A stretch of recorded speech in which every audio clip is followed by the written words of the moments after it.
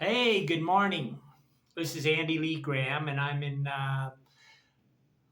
the country of Colombia. And today I want to talk about why people read the book Walden, Henry David Thoreau.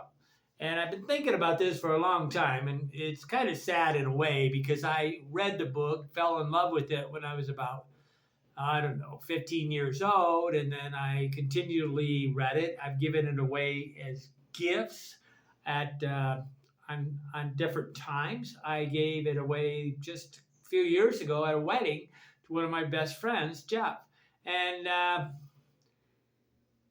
why I gave it to them is not really clear. Okay, other than somehow I think it sort of is a guidebook to life. Okay, and it is in a way. Ralph Waldo Emerson sort of called him like the all-American man or something like that, the greatest representation of an American. But I'm not going to say that exactly.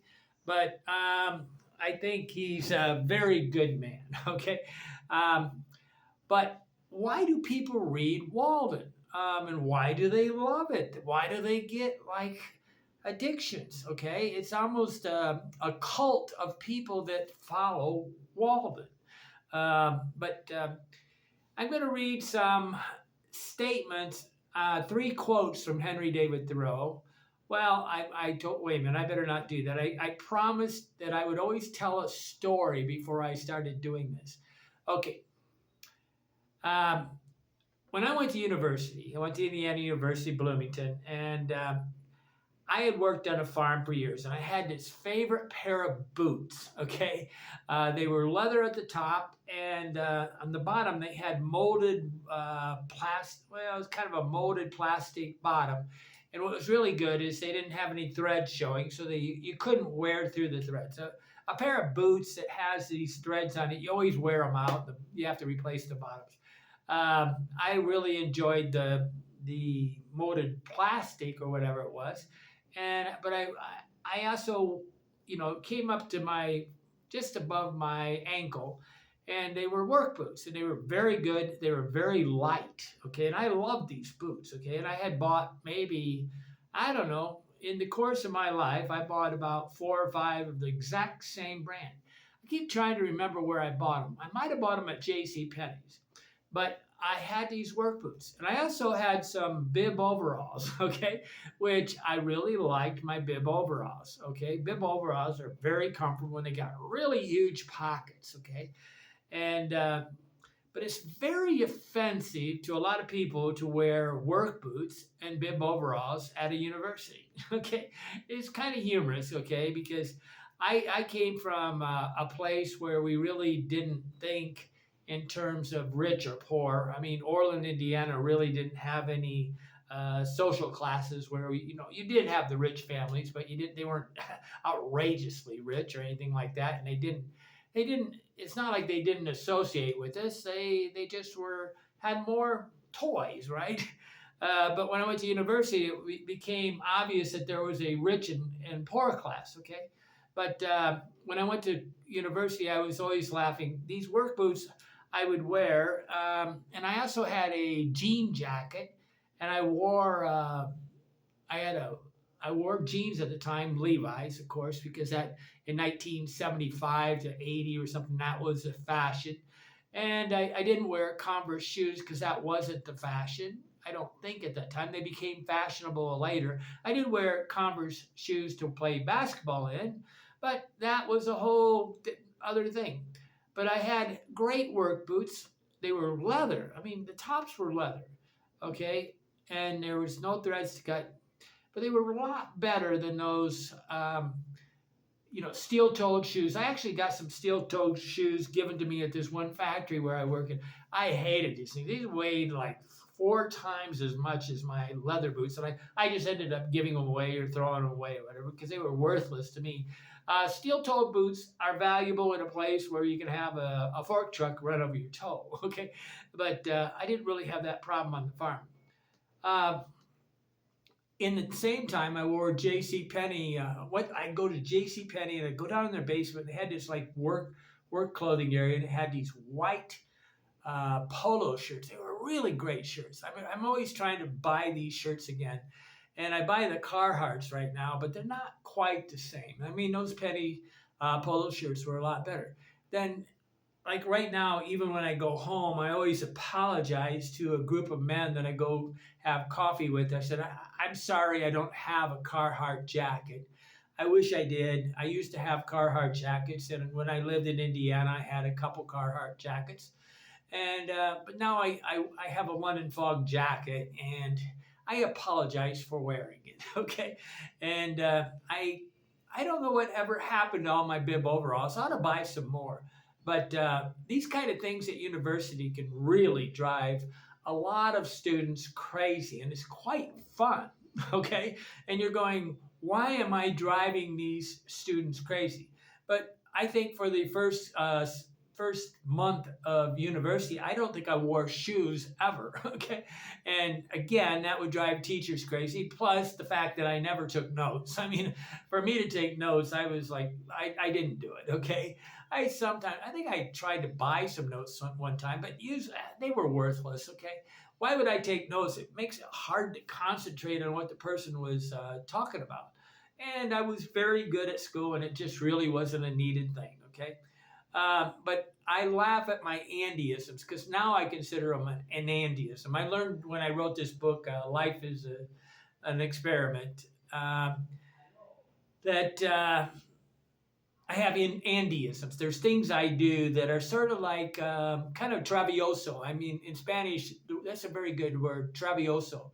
I'm probably not saying it right, but it means like a brat. I'm kind of I'm a brat, okay? And I enjoy being a brat, and I enjoy kind of, in the British terms, they call it taking the piss, winding up people a little just by being myself. And when people look down or look up at you, it's kind of funny, okay? I can go either way. I'm a guy that I know how to change and adapt to the people I'm talking to. And I really recommend that's what people universally learn to do. But why do they like Henry David Thoreau? Okay, so what was interesting, and I'll tell you the funny part. Of course, when I got to university, my parents both worked in factories. Okay, and when I got to university, everybody's parents were like white collar workers. I'll never forget my one friend Jeff.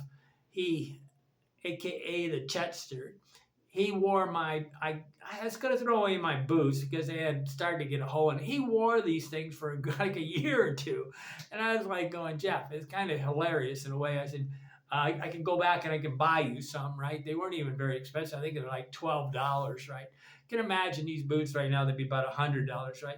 But I really like a pair of good boots. I look for new boots all the time too.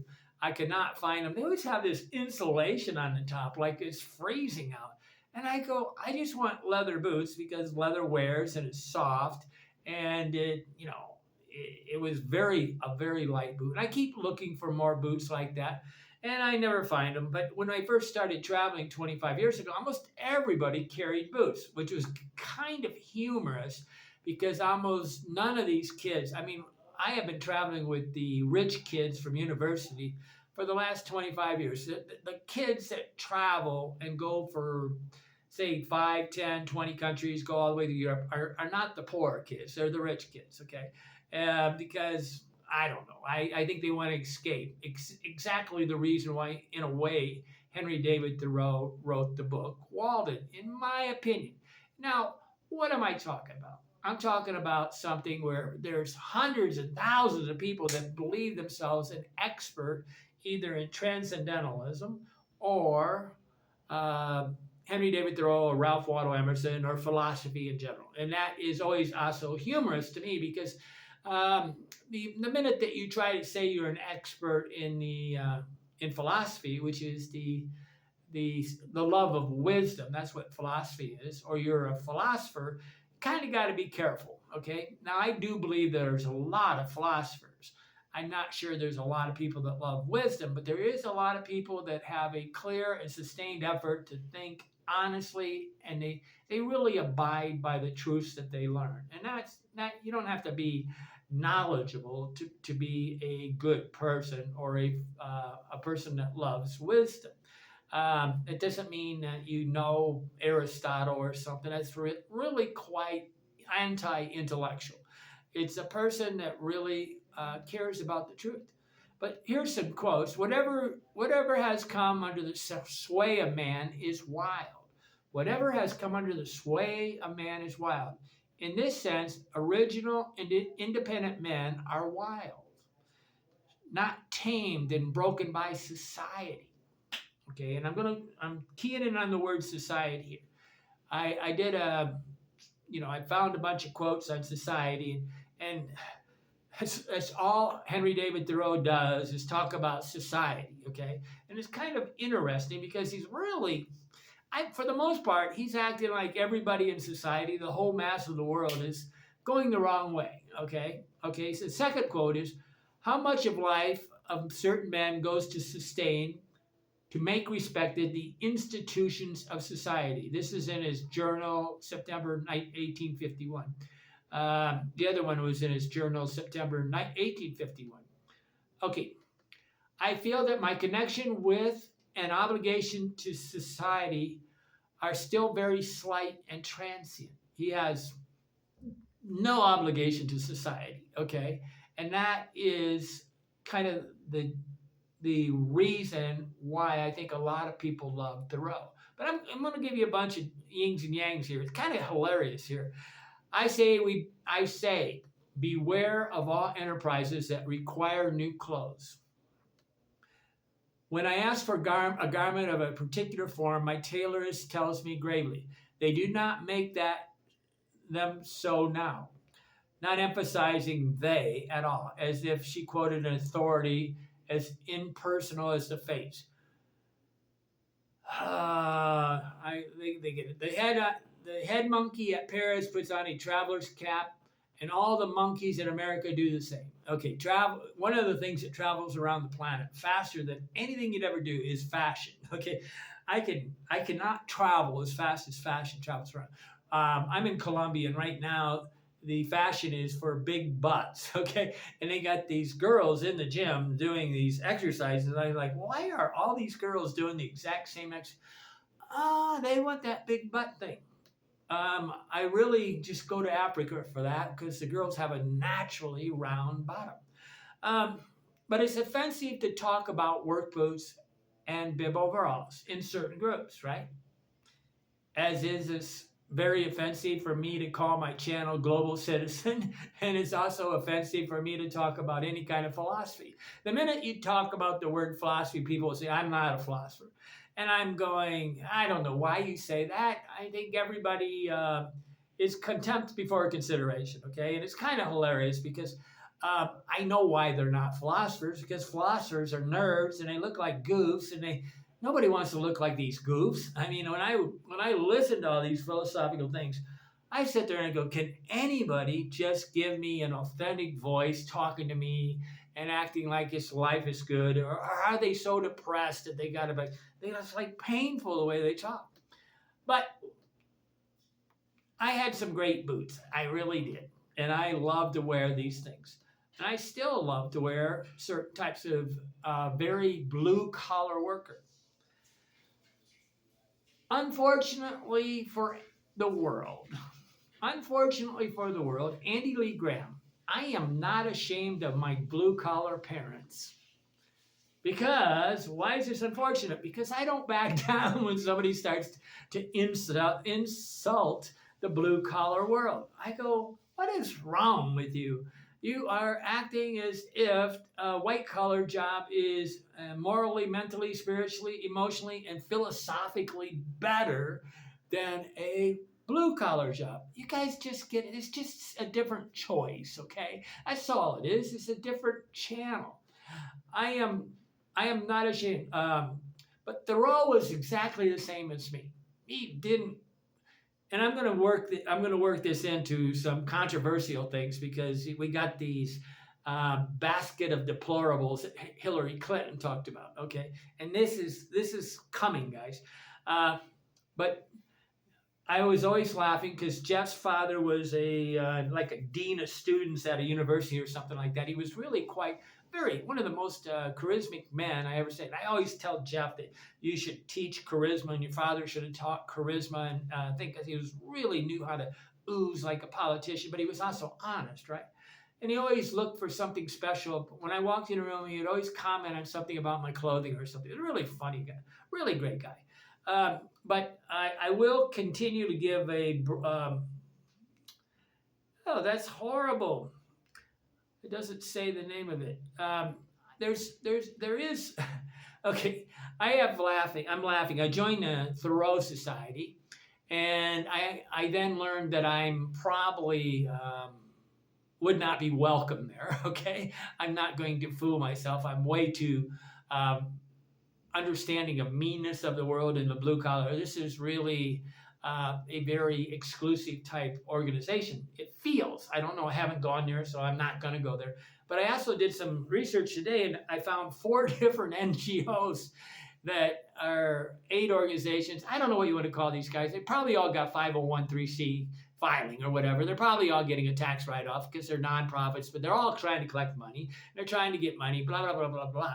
But I found 4 of them, and there's one of them where it does really good, which Don Henley, one of the singers, is involved. And I think, let's see, what does he call it? Oh, shoot. He's got the domain name walden.org, okay? And it's a Walden Woods project, I think. And he, in that website, which is one of the few that seems to have really loyal to Henry David Thoreau, it has all these quotes, and you can go there and you can click on society, and you can learn what Henry David Thoreau thought about society, as you can find it on a lot of different subjects. And it's really a very great way to do a deep dive into Henry David Thoreau. It's kind of fun if you're reading about somebody just to learn all their greatest quotes before you start reading them, because you might actually have some motivation to read some of these kind of painful guys, okay? I'm not going to act like Henry David Thoreau is an enjoyable read, okay? It was for me, and I don't really know why, and it still is enjoyable for me, but I would say I'm not going to recommend to most of my friends to go read it, because they're not going to think I'm doing them a favor, okay? It's not entertaining. But he does have some really great quotes. Okay, so his view of society. So what am I talking? Why do people read Henry David Thoreau? It's a societal question. Why does society read Henry David Thoreau? Okay, so I would say that Henry David Thoreau was socially neutered, okay? And I made up that term today. I kind of like it. I looked up the word neutered, and they said castrated. And I go, hey, I'm not talking about castrated. Socially neutered or neutral. He didn't take side. One of the things that is interesting about all philosophical arguments and all these guys, they really don't, I think they all leave out the third category. You either want solitude or you want to be with people. They don't give the category like it just doesn't matter. I'll take it either way. Okay, I'm option number 3. I like solitude, and I like to be around people. I like both. I don't think that solitude is better than being with people. Actually, I think being with people is the more sane person. Anybody that needs solitude is probably not emotionally dealing with the world. Okay, but Henry David Thoreau was socially neutral. He was neutered. He didn't seem to care either way. And in the quotes I was reading, it talks about being wild, and he really wants people to go back to nature and be wild. That's why I think they named that movie. I don't know. Maybe they did. Into the Wild. I haven't read the book, and I don't really like the movie because it's the end of the world. The guy's a depressed guy, and they always want to make like depression a good thing. And when you die at the end of the movie, it's not a great movie. It's a horrible movie. It's the end of the world. It's dystopia. That's the word, meaning that you're talking about the end of the world. Dystopia. I actually only learned that word a year ago in the Dash In coffee shop in Fort Wayne, Indiana. I go, dystopia. I had to go look it up, right? And people get mad at you when you don't know a word. I won't pretend I know a word. I'm socially neutered. I could care less to pretend that I know a word. If I don't know a word, I just say I don't know a word. And this is to me the goal of life. But you have two different classes of people that are, really funny. And I caught up a couple of my friends and I thought, are you blue collar or white collar? And um, the two of them said blue collar, and my other friend said white collar. And the reason why he said he was white collar, he says, I take a shower in the morning before I go to work, and blue collar people take a shower after they come home from work because they're working by the trades. And I never in my life had cared about this. But blue collar people are what Hillary Clinton called the basket of deplorables. Okay, the basket of deplorables. I mean, to me, this woman, it's impossible for her to be president. I mean, this is even worse than Joe Biden, okay? Joe Biden is the white collar, what I'm going to call the basket of incapables, okay? And what you have is Elon Musk, which is the socially neutered, okay? A basket of incapables. And that's how a lot of blue collar workers think when a teacher comes in or something. Okay, we have to fix your toilet because you really never learned how to take care of yourself even a little. At the end of the world, in a dystopian end, I can tell you that the lawyers and the doctors and the accountants and all these people will have no jobs, because if it really is a, uh, bug out bag time where you're going to be survivor, being a lawyer doesn't have much value in a in a normal world. Okay, outside the United States, being a lawyer has almost zero value. Okay, it does in maybe 25 of the overdeveloped countries, but being a lawyer in, I don't know, Colombia, Guatemala, it's like a wasted thing. They're really just corruption. They try to get you to hire a lawyer so that you can do a contract. And it's pretty funny because almost everybody ignores the lawyers. I tried to hire a lawyer in Guatemala, and she was really sad. Okay, but lawyers have value because they have an expertise the same as a plumber, and they study a certain knowledge. And I don't think they should get paid much more. I think the skill sets of being a plumber is a lot more valuable than actually being an attorney, because you can't even tell an attorney. I mean, after the plumber's done, you know that the work is good, right? Because it works. When an attorney does their job, you don't even know if you got your money's worth, because most of the time it's just sort of blue sky stuff, right? But white collar people, to me, the construction workers look at the white collar workers, like the bankers and stuff, is the basket of incapables. And the the white collar people look at the people that are doing all the labor stuff as the basket of deplorables. And what we should be doing is looking at them as socially neutered. I have decided that I'm going to ask every single person that I get near,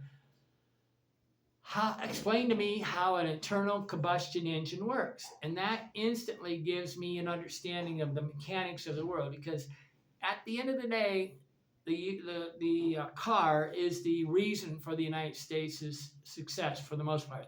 The Industrial Revolution, Henry Ford, is the combustion engine, okay? And if a person can avoid learning about this, that tells me what I want to know. Okay, but I think that whether you're blue collar or white collar, you should be able to explain it. And I do know that Elon Musk could explain how an internal combustion engine works, and he probably could explain about Aristotle at the same time. And that's the reason why we should be neutral. You should be a polymath. You should be a bohemian Renaissance man that goes, this doesn't matter. Whatever we want to talk about, I'm interested. I'm in. That's me. Talk about anything. I'm in. I'll talk about any subject on the planet because I have to. I'm a global citizen. I have to be willing to learn about any country I go into. I mean, and there's always something interesting. Um, but it makes us feel good.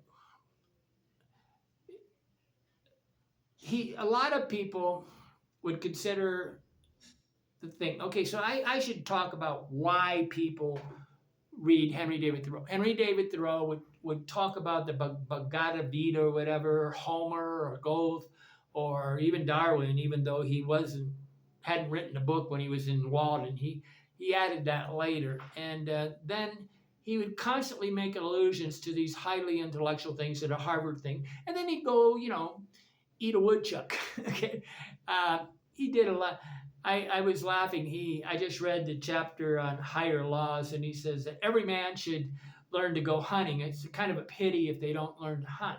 But he does go on to say that as we get older, we should outgrow these sort of primitive things and learn to be more of a uh, like, why are we really having fun shooting something, right? And I go agree with him. On the other side, as I really had to beg my parents to get a shotgun when I was a kid.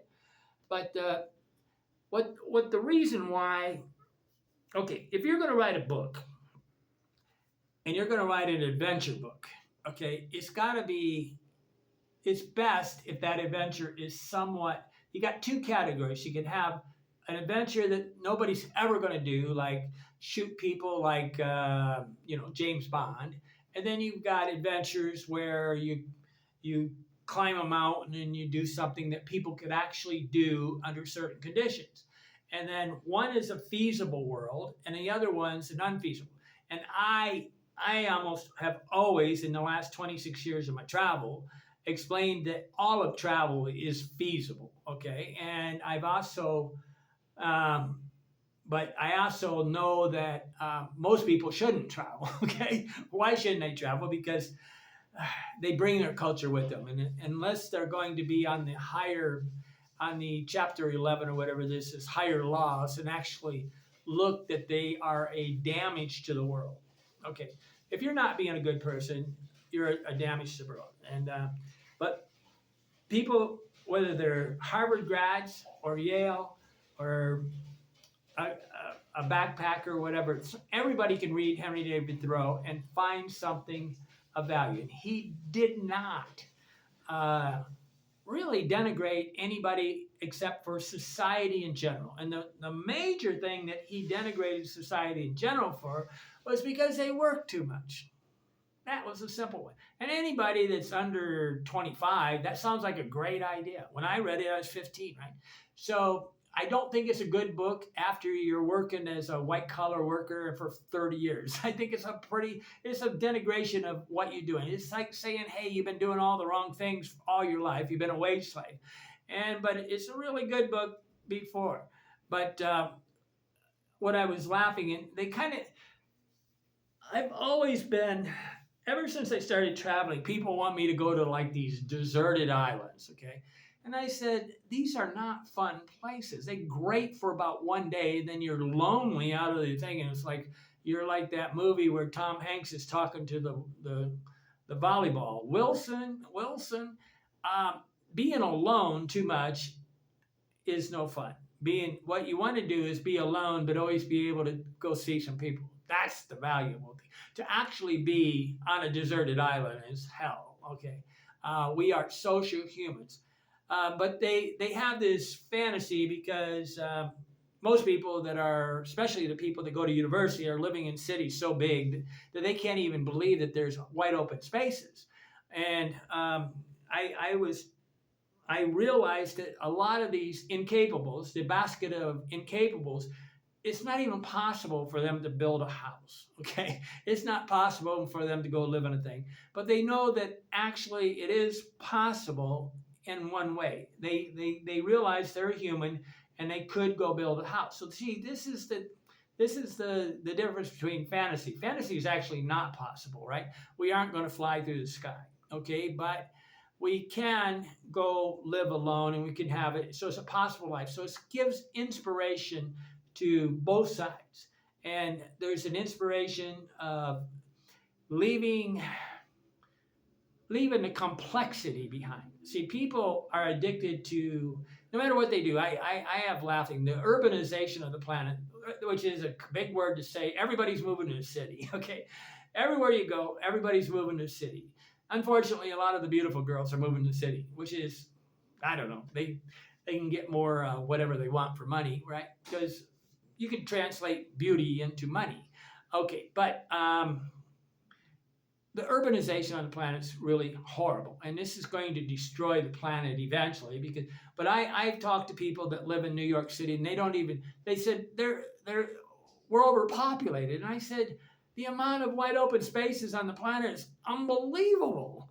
Okay, I mean, people live on the shores of in Florida, and they think that there's no more ocean land. There's tons of ocean land everywhere on the planet. There's no shortage. It's just not close to a big city. Okay, when you get close to a big city, everything goes to pieces. And this great mentality of the city, the megagalopolises, they don't really realize. I will never forget this Jewish guy in New York City that thought that if he went to Indiana, they were going to chain him to the back of a truck and drag him through the thing. I said, you guys, you've been watching way too movies.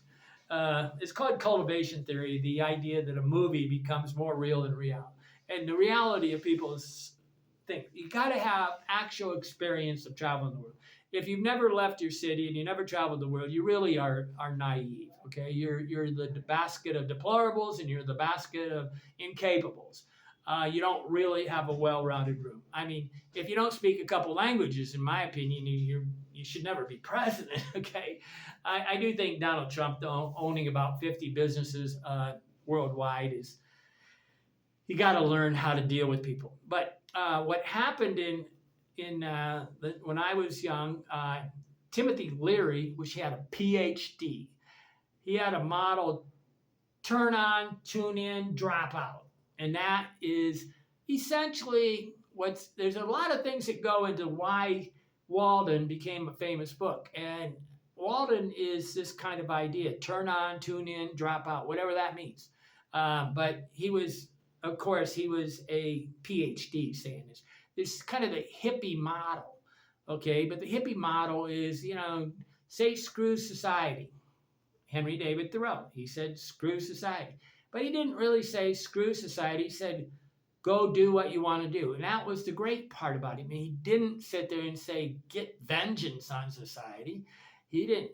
But most people that are trying to leave society, they have to throw rocks. I don't get it. This is not the goal of an intellectual. An intellectual is to say, I want a better world. Like I don't know. These philosophers always talk about the super world, which is, to me, the super world is a very content husband and wife with 2 kids going to work every day and having a nice life, 2 cats in the yard. Life used to be so hard.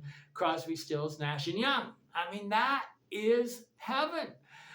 Drinking a couple of beers at night and, going on cookouts and thing. I grew up in that environment. Okay, that to me is ideal. But they were people with very, very authority, parents that were really telling them what to do all the time. They loved Thoreau because Thoreau went off and did whatever he wanted. Kind of the hippie mentality. I will go do what I want. I won't care. But he was socially neutered. He didn't have any value for society. See, he wasn't blue collar. He wasn't white collar. It's just like, this is a game that's not worth playing. I just quit. Okay. I'll never forget Scott saying, when me and Mike were walking to the woods one time in Fawn River, Mike says, this is how we separate the men from the boys. And Scott Fuller goes and back. Oh yeah, it's okay to say his name. He died. He's a good one of my best friends, and he would have been in my wedding if he would have been my cousin too.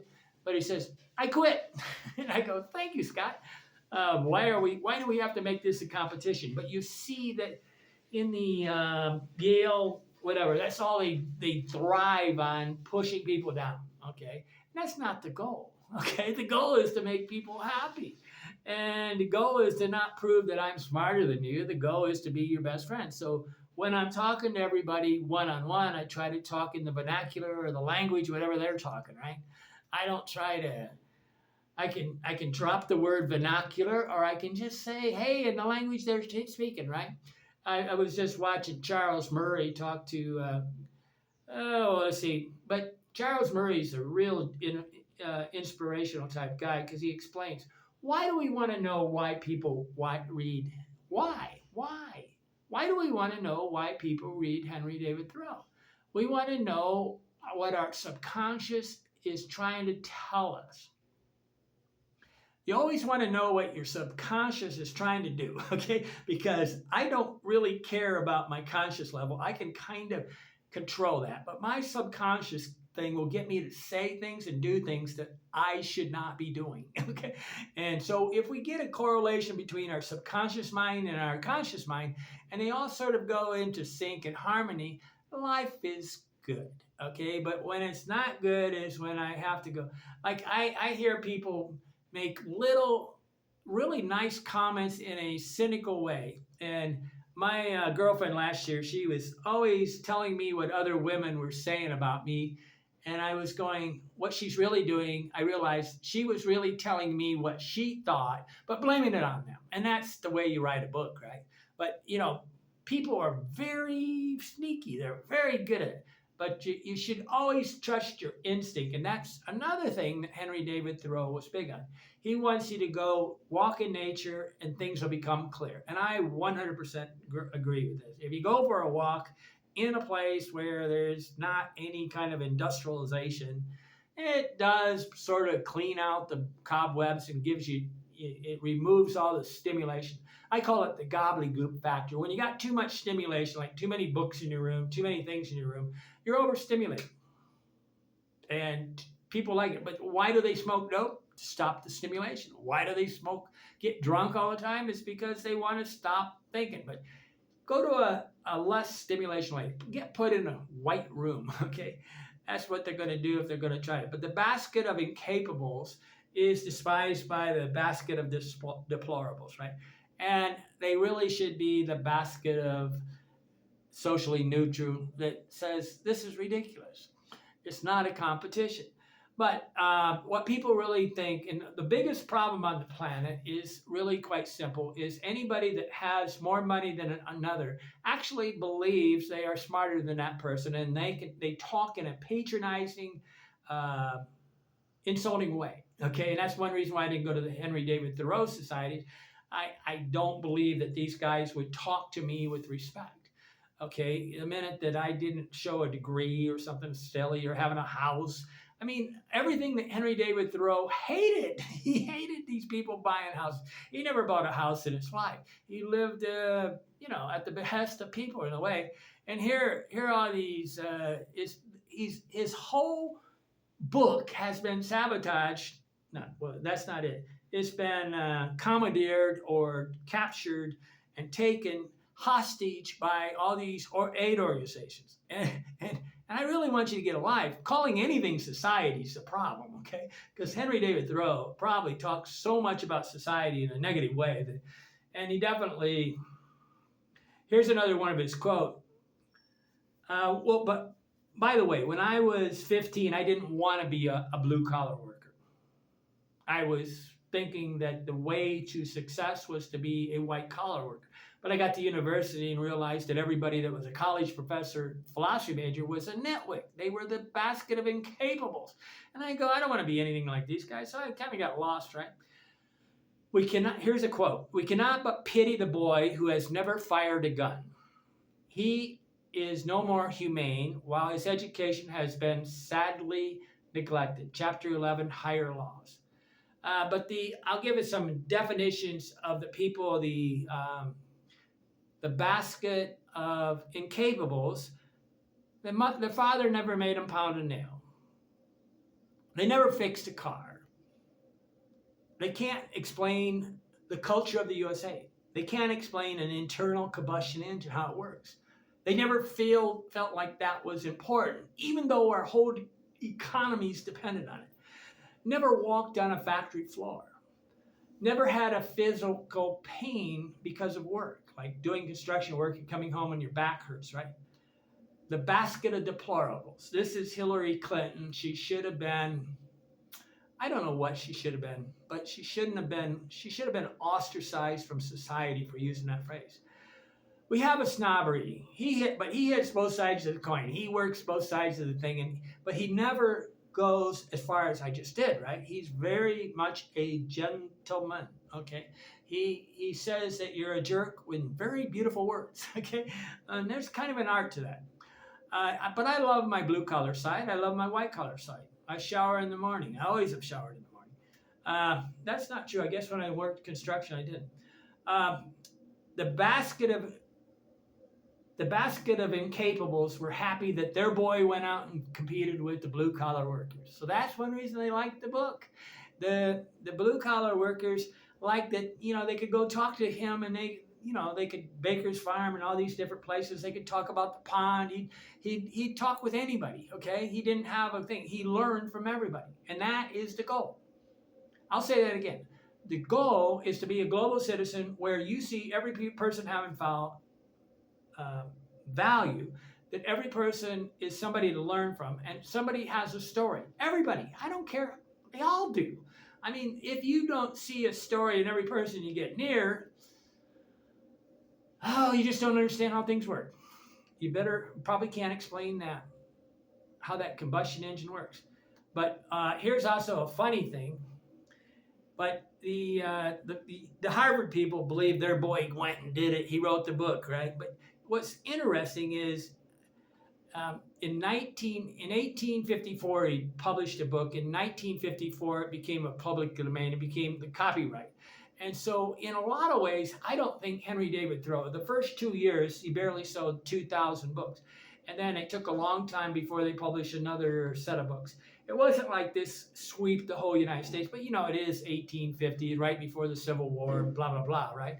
And but it really became, to me, after the copyright came out and everybody could steal whatever they wanted from the book, then it became, because what do the basket of incapables do? They steal information and they always coattail ride.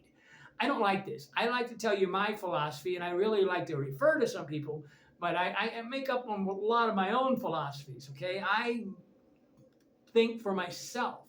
But what do people that call themselves philosophers do? They start quoting every single philosopher. That is not a philosopher. That's a person that should be teaching a class, okay? A teacher teaches you about other philosophers. A philosopher actually goes and lives the life.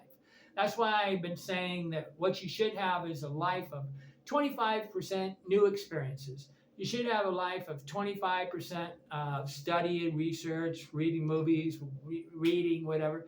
25% of you should be talking with people, and that should be new people that you encounter. If you don't meet any new people, you're just living in a bubble doing this feedback loop where you don't really understand anything new. That's why they're incapable. They live in this bubble of intelligentsia that they're lost. Okay, but you should be talking to street people. You should be talking to anybody and everybody. And then you also should be talking to actual people that want to live by the truth, want to learn the truth, and they want to do it. And that's not difficult to find. There's a lot of people that want to think. But I'll tell you what's a funny thing that I learned is like the movie The Count of Monte Cristo. I asked the guy, why do they keep making remakes of this? Well, it's a very good story. It's an adventure, and there's no copyright in it, okay? And Marco Polo, why do they keep making more copies? Because there's no copyright on it, and they don't have to pay $1 million for the script.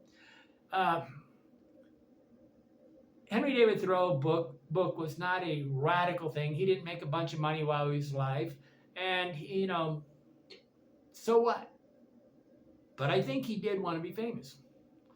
And that is the essence of probably both the blue collar and the white collar, is they want to be somebody.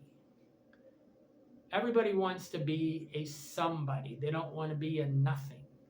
And but he was a 27-year-old guy. So we're really reading a book of a young, spirited guy, and that's what we're reading, the rebellious nature of a 27-year-old. And that's why, when you're 55 or 60 years old and you read this book, you're probably not going to relate to it. Okay, but it's a great book for somebody under 25, although you might not be able to get them to go to university if you read it. But it was a sort of a Peter Pan type existence. Peter Pan had happy thoughts. He thought about the jungle. He thought about the lake. He thought about the baker's farm. He thought about higher values. He's a Peter Pan. He has a happy thought. And it's really an inspiring book. But he also had the common enemy, the fathers, the mothers, society, the farmers, and everybody's working. You want to have a common enemy, make it people that work, okay?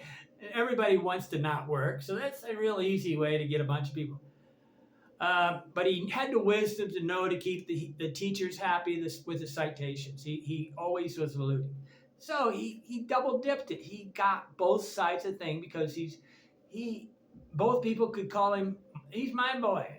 I mean, Henry David Thoreau went and built a cabin. That's my blue collar. Henry David Thoreau wrote a book. That's me writing books, right? But he had no use for adult things. He didn't become an adult. He didn't talk in a way, he didn't write in a way as if, he just kind of read things. He appealed to every side.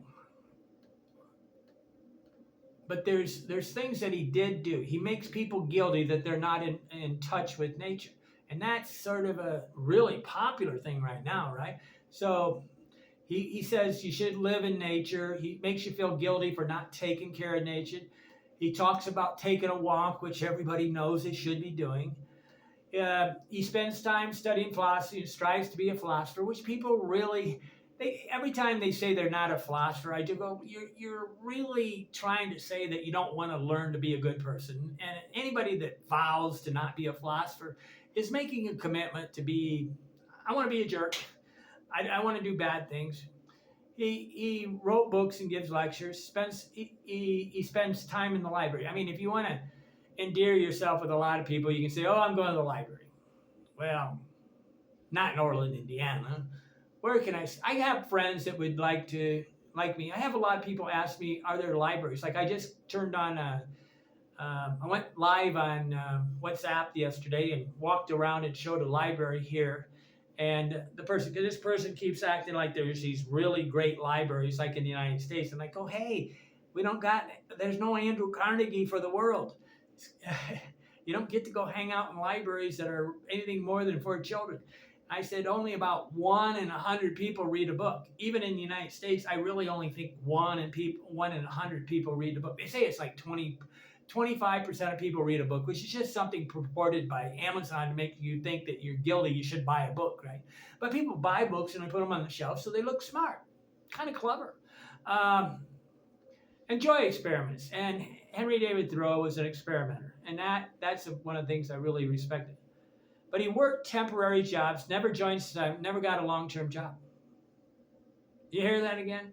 Hey, blue-collar workers, white-collar workers. He always worked temporary jobs. He never joined society and got a long-term job. But it's been taken over by the incapables. And these 4 aid organizations are kind of welcome to the Walden Woods Project, the Walden Project, the Thoreau Society, Henry David Foundation. In a way, I'm happy because they're celebrating. In a way, I think Henry David Thoreau's rolling over in his grave thinking, I never said anything about this group of people, okay? I never tried to get this group of people to come and congregate and agree on anything because he is a stout individualist. He really says, why should we be in such desperate haste? He's saying, let the person step to the music however measured and far. He doesn't say, why is society in such desperate haste? Society he says, let the one person. It's kind of fun, right? But the Walden Woods Project has some good quotes. I guess it must be walden.org. When you see the Oregon, and that means like it's a nonprofit. And that means, there's a really great test of how much you live in a bubble. See, a lot of the basket of incapables live in a bubble. And they have very little actual experience in life. And Charles Murray, which is often hated by everybody, but he was interviewed by Peter Robinson of Uncommon Knowledge. He said, Hoover Institute. I love this guy. Peter Robinson is an excellent interviewer. But Charles Murray is a really good guy. He talks authentically. He talks as a person that cares, not as an authority like, listen to me. But he gave this test, and you can watch. The link is going to be in this. I'll put the link inside the Google Docs that I'll put in the description. But they got this really cool test, the test of your bubble. Like, there's questions that are very intuitive, like, that tell you how much you actually understand what's going on in the world, how much you are a global citizen, where you are actually experiencing from the bottom to the top. It's like I'm constantly trying to get people in Guatemala to take a chicken bus. And they act like, why would I do that? Well, it's part of the culture. You can buy toys that are chicken bus. If you don't want to experience the whole realm of a culture, I don't know. I guess I don't know what to say. I don't know what to say about people that don't really care about anything but debauchery. And it's like the 7 deadly sins on steroids, which I don't think these are actually in the Bible. Okay, but at the end of the day, Henry David Thoreau wants us to be a self-governing, and this is one of the things, self-governing individual, a self-governing individual, and that's what I try to be. I try to come up with the correct way to live my life.